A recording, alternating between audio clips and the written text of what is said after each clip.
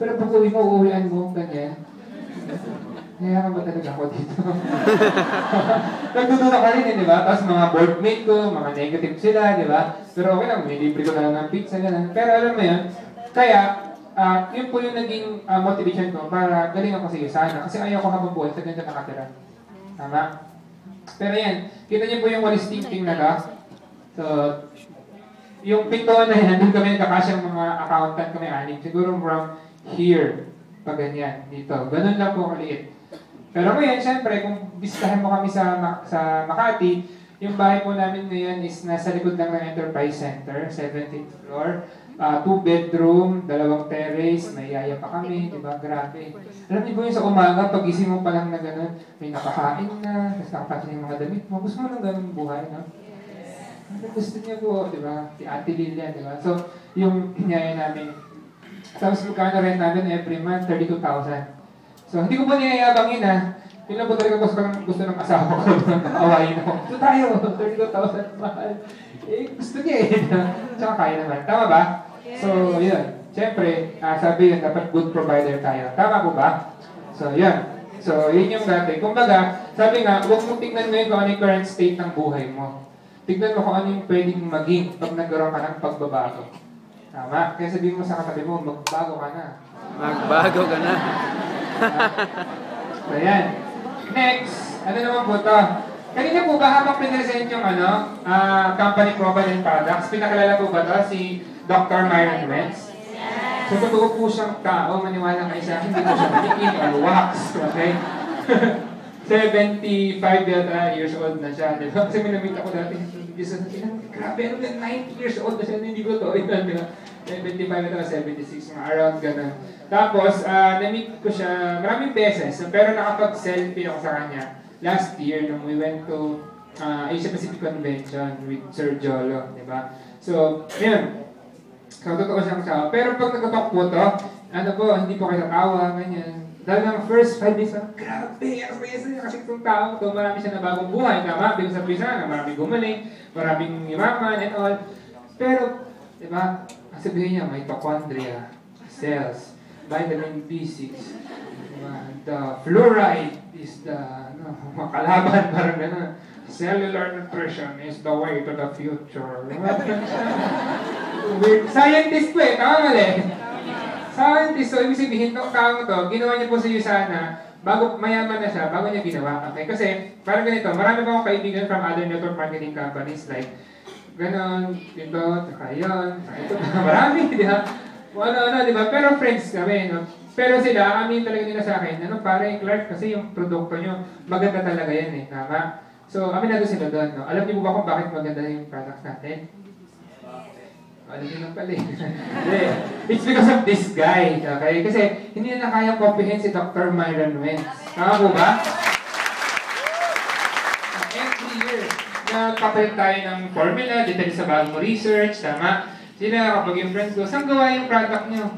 Parang Nescafe lang yun, binalutan. Basta yaman tayo. Pero dito, you can explain scientifically, alam mo kung saan ginawa. Tama po ba? Yes! So, yun. Next, sino po dito mahilig mag-travel? Taas yung kamay, di ba? Woo! Grabe! Sa amin dati, alam niyo po ba yung Hagnayan? Port ba yun? Dun sa may site ng Bantayan Island. Diba? Mga 4 hours travel po yun, diba? Nung maliit po ako, when I was growing up, high school, college, 4 hours travel sa bus travel na po yun. Diba? Kasi syempre, ganun sa probinsya, diba? Pero sabi nga, magpasalamat ka daw every day of your life kung pinanganak ka, mahirap. Tama? Kasi ganun ako pinanganak eh, diba? Bakit? Kasi kung pinanganak ka mahirap, diba? Na-develop mo yung resilience, yung pagkatsaga, yung sipag, para magkaroon ng laban sa buhay. Tama po ba? So, yun. So, anyway, pero, ang travel na namin ngayon sa Usana is ito. Last 2012, nabigyan kami ng 10 years multiple entry na visa sa US. So, 2012, 2013, 2014. Ito yung 2012 namin sa New York. Alam niyo po ba yung Avengers? Spider-Man? Yes. Yung movie, di ba? So, dun, totoo talaga siya. Sobrang daming tao, ganyan, mga hapon yata. Maski alas na sa madaling araw, dinuubos yung mga tao. So, ganun po, okay? Tapos after that, we went to California, sa Utah, Las Vegas, saan kami nagpunta? LA, tsaka sa San Francisco, di ba? So, New Jersey, tsaka yung, siyempre, sa Statue of Liberty. Tama? So, totoo po siyang nakandun talaga siya. Sinig ko lang, baka mali mo, conspiracy lang yun.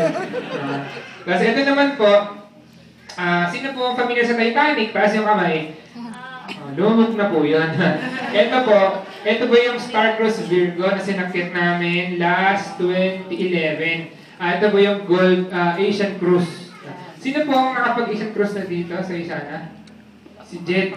Grabe, no? Sino yung mag-Asian Cruise this year ba? Sila kuya, ay, grabe. Panalo. Gusto niyo po ba lahat tayo next year sama-sama sa Asian Cruise, di ba? Yes! Huwag po kayong magaling. Pero, ang point ko lang pwede. Naka-imagine mo, katabi mo ngayon sa Asian Cruise next year, di ba? Grabe. Alam niyo po ba, maniwala kayo kasi that time, pinapangarap lang namin. Pero totoo pala talaga siya. Tama? This trip, nagpunta kami ng Singapore, Malaysia, and Thailand. Kasama ko po noon yung nanay ko at tatay ko. Ito, that time na yung, diba, Singapore, pupunta ng Malaysia, pupunta ng Thailand, tapos pabalik na ng Singapore. Ito yung nasa gitna ng laot, diba, tapos madilim ka na. So yun, nangarap kami. Kaya mga Emerald and Diamond Directors na yung mga yan. And then, siyempre, ito naman, sino po dito ang buhay pa ang mga parents? Taas yung kamay. Kami. Diba? Sabi, may nabasa kasi ko, totoo daw ito eh, diba? If you honor your parents daw, diba, hahaba daw yung buhay mo, tsaka mananagana ka. Prosperous. Hindi lang sa financial, diba, sa relationship, sa happiness, sa emotional. Tama po ba? Yes. Hiniwala ba kayo doon? Yes. So, tinuro po sa akin ng coach ko sa isa na sabi, Clark, you honor your parents kasi yung haba buhay mo, tsaka magiging prosperous ka, sabi niya. So, ayun. So, ayan, sinama ko po yung nanay ko tsaka tatay ko sa Asian Cruise. So, Singapore, Malaysia, and Thailand. Eh, di po ba ang travel po is good for 2 lang? Tama? So, syempre, anong ginawa ko? Yung nanay ko kasi, pagsasama ko, hindi ako kasama lang, hindi kasama yung tatay ko. Sweet, no? Nakas mga Philippines. pero, sabi nung, dati sama ka to, sabi ni mami, kasi alihan ng palay, di ba? Yung kalabaw, ganito, ganyan, di ba? Kumbaga maraming excuses, di ba? Pero, siyempre, ginawa ko na lang, nagdalawa na lang sumama. So, yung isa po, dalawa kami ng tatay ko, tapos binayaran ko na lang yung para sa nanay ko. Tapos $1,500 nun eh. Pero sulit naman. Tama? Sobrang sulit ko, nabitin sila.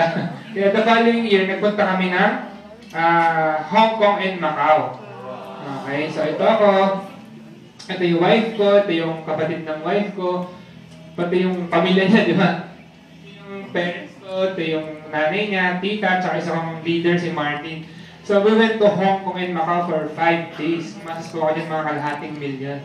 So, malaki. Kasi yun yung punta ka ng Hong Kong and Macau na hindi lang basta siksikin kayo sa isang kwarto, tapos lahat tipid. As in, talagang walang tinginan sa sa menu. Ano bang gusto yung kainin? Siyempre, pa-impress ka sa nanay ng girlfriend mo eh. Tama mali? Tama, di ba? So, ayun, napasubok.